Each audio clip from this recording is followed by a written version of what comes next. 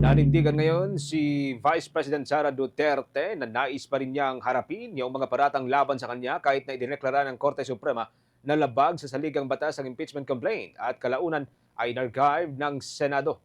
Sinabi ni Duterte na umaasa sana siyang matutuloy ang paglilitis upang mailabas sa publiko ang lahat ng kanilang ebidensya mula sa kanyang panig. Said, diba, I wanted a bloodbath, meaning I wanted all the pieces of evidence from the prosecution and all the pieces of evidence from the defense presented for everyone. So possibly 2026, 2027, 2028, mag-file na impeachment, that will be another opportunity.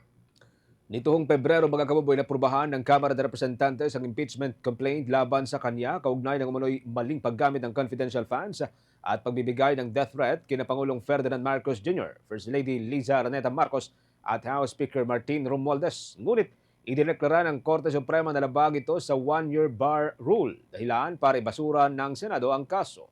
Ayon kay Duterte, patuloy silang maghahanda para sa posibilidad ng isa pang impeachment complaint sa susunod na taon.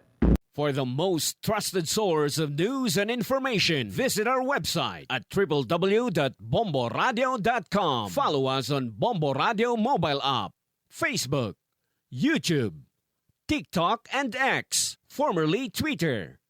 Like, share, and stay connected. Anytime, anywhere.